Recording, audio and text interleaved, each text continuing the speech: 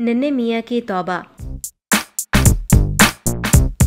नन्हे मियाँ तो बड़े अच्छे बच्चे थे, बड़ों का कहना भी मानते थे, साफ सुथरे भी रहते थे और लिखने पढ़ने में भी होशियार थे। मगर उनमें एक बहुत बुरी आदत थी जिसकी वजह से तमाम अच्छाइयों पर पानी फिर गया था। उनकी तवज्जो कभी एक चीज पर न रहती थी। अभी एक काम शुरू किया था कि कुछ और याद आ गया। पहला काम अधूरा छोड़कर दूसरे काम में लग गए। अभी वो काम भी पूरा न हुआ था कि कोई नई बात सूझ गई। गर्ज ये कि नन्हे मियाँ के जहन में हर वक्त खिचड़ी पकती रहती थी। यही वजह थी कि उनका कमरा कमरा न लगता था बल्कि कबाड़ खाना मालूम होता था। उसे देखकर ये ख्याल आता था कि शायद यहाँ बहुत से लोग बैठे तरह तरह के काम कर रहे थे और यकायक काम छोड़कर कहीं भाग गए हैं। कितनी ही दफा नन्हे मियाँ ने वादा भी किया, मगर होता ये कि एक दो दिन तो खैरियत से गुजरते और हफ्ता भर बाद कमरा अपनी पुरानी हालत में नजर आता। वही बेतरतीबी, वही गर्दो गुबार, वही चिलगोजों और मूंगफली के छिलके, वही रोशनाई के धब्बे। एक इतवार क्या हुआ, नन्हे मियाँ को सुबह ही सुबह नाश्ते के बाद ये सूझी कि पढ़ने पढ़ाने के लिए तो सारा दिन पड़ा है। लाओ आज जरा अपने एल्बम निकालूं और जो टिकट और तस्वीरें पिछले दिनों नई जमा की हैं उन्हें एल्बमों में लगा लूं।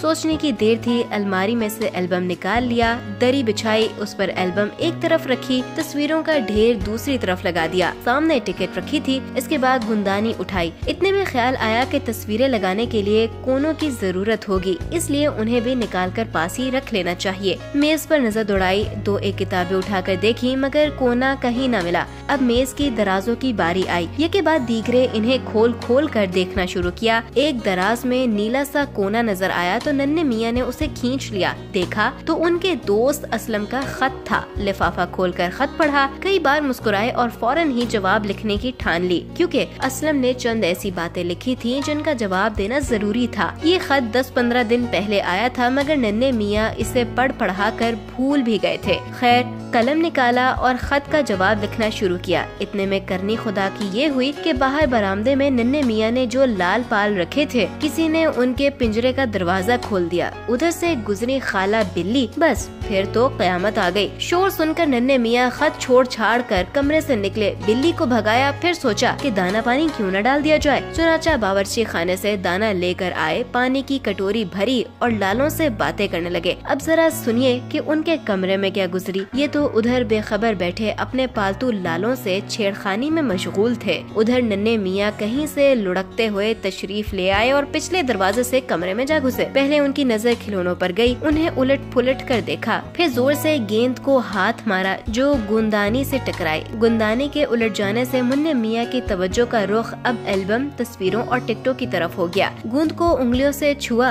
तो ख्याल आया कि शायद खाने की कोई चीज है। चक्कर देखा तो मजा न आया, इसलिए मुंह मोड़ लिया और तस्वीरों की तरफ मुतवज्जो है। कभी टिकट देखिए, कभी तस्वीरें उलट पुलट की, कभी एल्बमों की वर्क की। गज़ब ये कि जहाँ दिल किया वहाँ हाथों ही से कैंची का काम किया। चूँकि हाथों और कपड़ों पर जगह जगह गूंद लगी हुई थी, इसलिए टिकट और तस्वीरें खुद उन पर चिपक गयी। इधर नन्हे मियाँ को जब कुछ देर बाद याद आया कि अभी खत भी लिखना है और एल्बम भी मुकम्मल करनी है, तो उन्होंने कमरे का रुख किया। सीटी बजाते जब कमरे में दाखिल हुए तो कयामत का समा था। ऊपर का सांस ऊपर, नीचे का नीचे रह गया। नन्हे मियाँ के हाथों हर चीज नाश हो चुकी थी और खुद नन्हे मियाँ किसी एल्बम से मुशाबा थे। नन्हे मियाँ बेचारे सजा दें तो किसे और शिकायत करे तो किससे कहते। उल्टी डांट पड़ती कि मुन्ना तो ना समझ है, तुम अपनी चीजें छोड़कर कहाँ चल दिए थे। आखिर नन्हे मियाँ को हाथ से पकड़कर बाहर निकाला और एक हल्का सा चांटा लगा दिया और दिल में ये अहद किया कि अब से मेरी तौबा,